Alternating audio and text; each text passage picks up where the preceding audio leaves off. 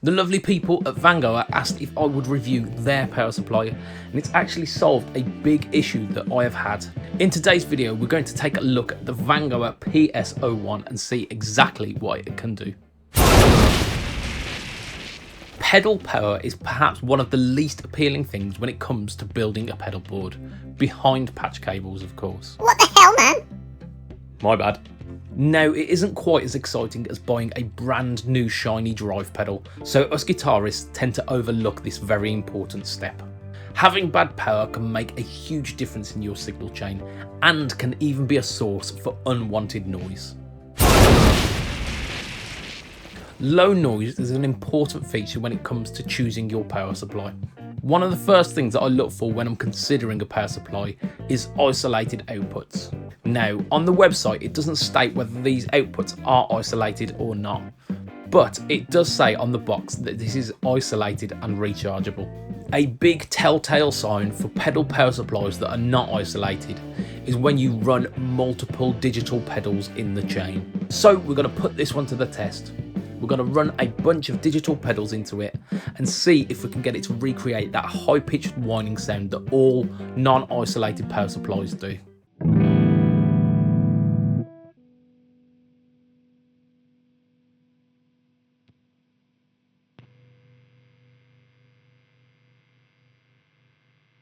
One thing that Vangoa do say on their website is that this has got noise filtering built in, so they are trying to get you the lowest noise possible out of this unit. Bottom line, is this the quietest power supply on the market? No, probably not. Even with 3 digital pedals running through it, the noise was relatively low and we didn't get it to recreate that high-pitched whine. To put it in perspective, this is a sub $50 power supply. You'll definitely get a lower noise floor from something like a Strymon, but you'll be paying 3 times more. Another issue that some people come across when playing on stage is that visibility isn't always great. Having a USB out like on this one gives you the option of something like a gooseneck LED light which can illuminate your board. Alternatively, if you are more of a modern player and you use a tablet for a set list or even lyrics, you could use this to charge your tablet so you won't be without during a gig. I did mention in the intro that this power supply solves a big problem for me, and I'm about to tell you why. The power supply that I have nestled at the back of my recording setup is a Harley Benton Power Plant Junior. Now, these are a great power supply. They are small and compact and have 5 isolated outputs. The downside, however, is that the maximum draw from each of these outputs is 120 milliamps, which for 90% of the pedals that I demo is absolutely fine. But every so often there is a digital pedal that requires a bit more juice, and the Harley Benton Power Plant Junior just won't cut it.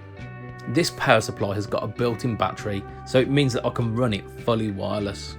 What that means in practicality for me is that I can run this sneakily at the side, and it means that I don't have to rearrange my recording setup when a pedal like this comes along. You might be thinking, why don't you just replace the Harley Benton Power Plant with something a bit more substantial? The gap that I have behind the recording setup is so small that anything bulkier just wouldn't fit. There's a little bit of a bonus here too. If I started gigging again, having a power supply that runs off a battery would be a godsend. I managed to destroy the power supply on my old pedal board by catching it with my foot and standing on it one too many times. Taking the power cable out of the equation is a great solution to this, and it means that I can put my board wherever I want on the stage without having to worry about where I can plug it in. They've also put this really handy switch on it so you can save battery between sound check and your set. Vangoa say that this can last around 2 hours with really heavy draw pedals as well, so this should last an entire set. If you're looking for a power supply and don't want cables trailing all over your floor, this could be a great solution. The output of it is pretty quiet, and it's got that 300 milliamp out as well for those heavy draw pedals. This won't be suitable, however, for those who are looking to power something really power hungry, like a modelling unit. Realistically though, I don't think that's what this power supply is designed for. I think it's more of a quick little grab and go rather than a power bank behemoth. I've got to extend a massive thank you to the people at Vangoa. At very least, this has saved me a load of hassle with my demos. Power supplies are a really important aspect of building your own pedal board, but first you need a board to build. On screen now is a video for the Legato pedal board, which is the board that I use for board on a budget. Thank you for watching, and I will see you again on the next video.